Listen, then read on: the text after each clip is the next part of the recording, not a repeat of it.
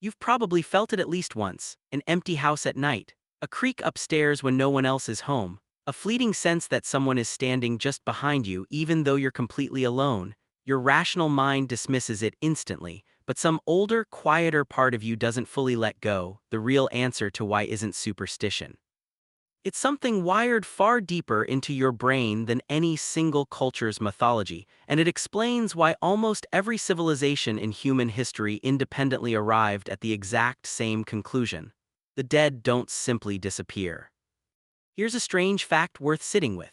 Belief in ghosts, spirits, or some form of lingering presence after death shows up in nearly every documented culture throughout human history, separated by oceans, mountains, and thousands of years, with no contact between them whatsoever.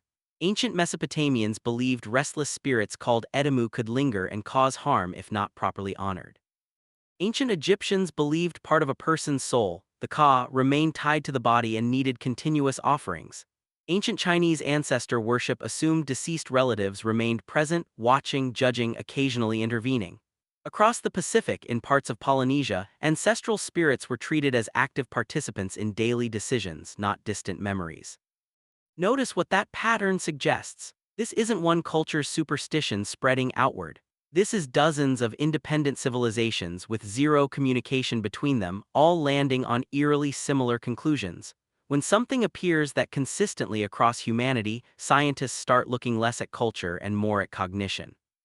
Cognitive scientist Pascal Boyer, who has spent years studying why religious and supernatural beliefs appear so consistently across human societies, argued that certain concepts feel almost irresistibly intuitive to the human mind, not because they're culturally taught first, but because they fit neatly into mental categories your brain already uses constantly.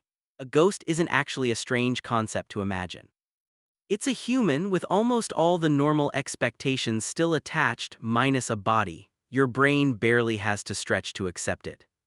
Here's where it gets stranger. Psychologist Justin Barrett proposed something he called the hyperactive agency detection device, a cognitive tendency your brain uses to assume something is alive, aware, or intentional even when it probably isn't. Imagine standing in a dark forest thousands of years ago. A twig snaps nearby. Your brain has two choices: assume it's nothing and risk missing a genuine predator, or assume it's something, a creature, an agent, a presence, and prepare accordingly. The second option costs you almost nothing if you're wrong. The first option could cost you your life if you're right and ignored it. Over countless generations, brains that leaned toward assuming presence, even in ambiguous situations, survived more often than brains that assumed emptiness. Think about what that means for you today. Every time a shadow shifts unexpectedly, every time you feel unmistakably watched in an empty room, you're not being irrational. You're running one of the most successful survival algorithms your ancestors ever developed, one that specifically errs on the side of assuming an unseen presence rather than dismissing it too quickly. But agency detection alone doesn't fully explain ghosts specifically. There's a second, equally strange piece of the puzzle: grief. When someone close to you dies, your brain doesn't simply erase every prediction it built around that person's presence. Researchers studying bereavement have found that many grieving people report vivid experiences of sensing, hearing, or even briefly seeing a deceased loved one in the weeks and months following a death, particularly in familiar spaces the person once occupied. This isn't typically classified as pathological hallucination. It's an expected, common part of grief itself. Your brain spent years, sometimes decades, building an intricate predictive model of a specific person, their voice, their footsteps, their presence in a particular chair.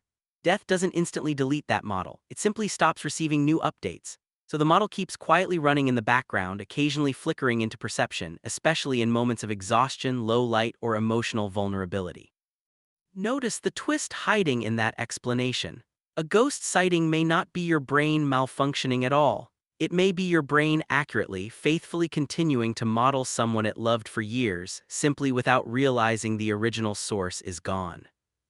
Ancient cultures didn't have neuroscience to explain any of this, so they explained it the only way available to them. The person hadn't really left. Some part of them remained, watching from just beyond ordinary sight, sometimes needing offerings, sometimes needing to be appeased, sometimes simply needing to be remembered. This is where the modern mirror becomes genuinely uncomfortable. You'd probably like to think you've outgrown these ancient explanations, that ghost stories are simply entertainment now, campfire tales and horror movies with no real cognitive weight behind them. But surveys consistently find a significant percentage of modern adults across highly developed, scientifically literate countries still report believing in ghosts, or at minimum, admitting they aren't entirely sure such things are impossible. The belief hasn't vanished. It's simply been rebranded, moved from ancestor shrines to horror films, from ritual offerings to late-night internet forums swapping personal encounters. That persistence isn't a failure of modern education.